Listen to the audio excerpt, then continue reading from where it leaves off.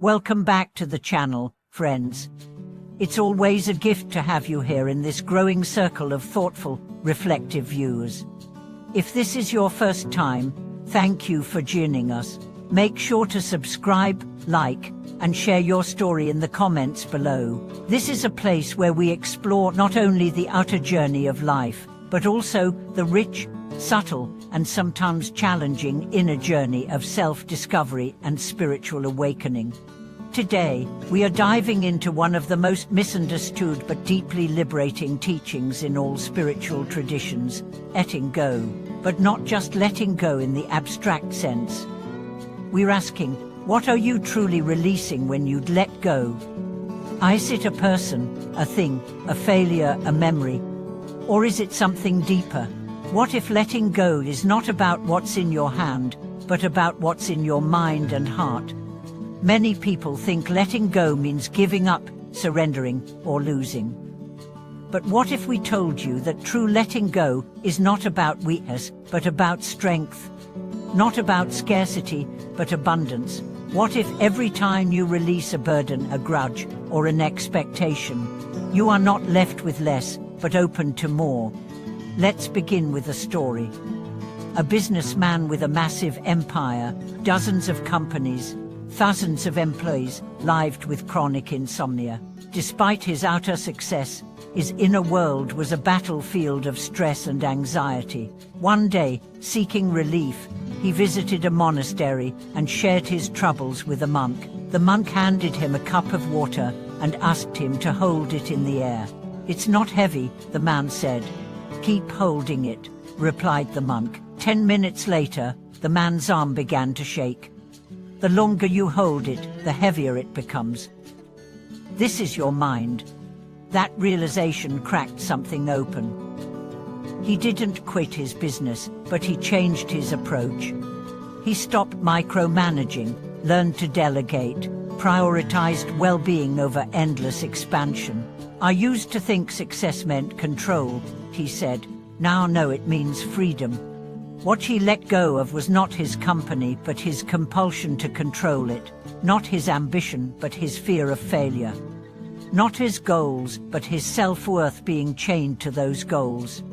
We often think that we are weighed down by circumstances, but in truth, we are weighed down by the stories we tell about them. We think we must hold on to anger to prove we were wronged. We think we must carry sorrow to show that we cared. We think we must preserve regrets to avoid repeating the past, but none of these thoughts actually protect us. They imprison us. There's a woman who carried the pain of betrayal for years after her divorce. She played the memory on repeat, the lies, the silence, the heartbreak. She visited a teacher and said, "I want to move on, but I can't forget." The teacher replied, "You don't need to forget. You need to stop feeding the memory. Starve it of your attention. Let it die its natural death." She started writing daily release statements. "Today I let go of needing closure. Today I release the belief that I was not enough. Today forgive the version of myself that stayed too long." Months later, her life had changed, not because the past disappeared, but because its power over her dissolved. You see, letting go is not amnesia. It's maturity. It's not losing, it's lightening. The heaviest weight in the world is not steel or stone, it's an unprocessed emotion. Another powerful tale involves a grieving mother who lost her child. She kept his toys, his clothes, his drawings frozen in time. Friends urged her to let go, but she said, "You don't understand. Letting go means forgetting." Then one day at a temple, she heard, "Letting go is not forgetting your child. It is choosing not to suffer each time you remember him." That changed her. She donated her son's belongings to a children's home and began volunteering there. "I didn't let go of my son," she said. "I let go of the pain so I could keep the love." Letting go is choosing what part of the story you carry forward. Not the wound, but the wisdom. Not the guilt, but the gratitude. Now consider a man obsessed with a career promotion. He worked late nights, missed family moments, sacrificed health, When a colleague was chosen over him, he fell into despair. "Why not me?" he asked over and over. Then he read a teaching. Freedom comes not from results, but from release. That night, he slept deeply for the first time in weeks. He redirected his energy toward mastering his craft, not winning titles. Eventually, he landed a better job elsewhere, one aligned with his values. He said, "Letting go of that position gave me back my power." What we truly let go of is not the goal, but the suffering around the goal. Not the dream, but the self-punishment that comes when dreams delay or derail. Letting go is a shift in perception. You stop asking, "Why did this happen to me?" and start asking, "What can I learn from this?" You stop saying, "They owe me an apology," and start saying, "I deserve peace more than I need revenge." Letting go is reclaiming your energy. Resentment drains, regret poisons. Attachment clings to what is already changing. The truth is, you're not letting go of people. You're letting go of illusions about them. You're not letting go of events. You're letting go of interpretations. The Buddha taught, to hold is to suffer, to release is to be free. This isn't a poetic metaphor. It's a manual for mental health. Every time you cling, you constrict your breath, your vision, your life. Every time you release, you expand into a bigger sky.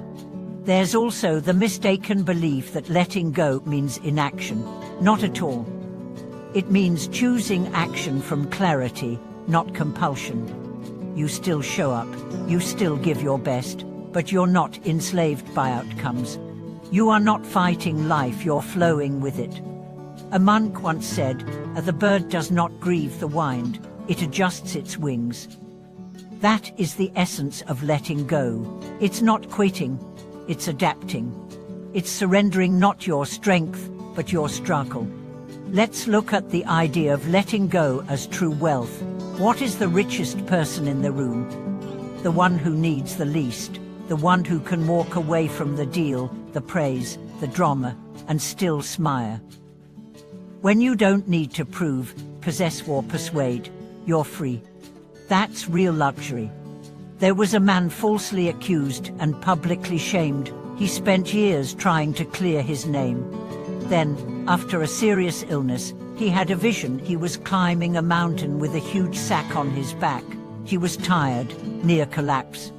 A stranger appeared and said, "Why not drop it?"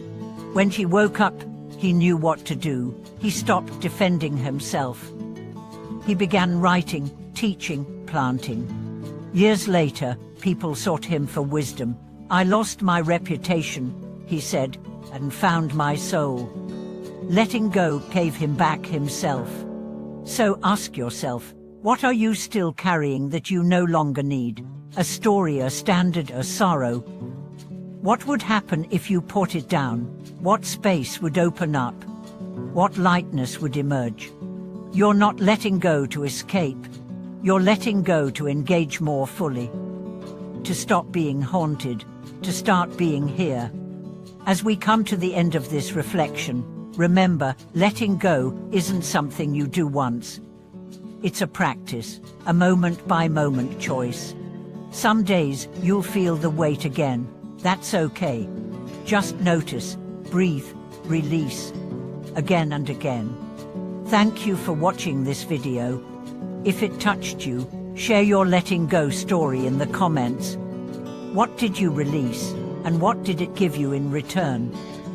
Don't forget to like, subscribe, and help grow this community where we transform suffering into strength, one insight at a time.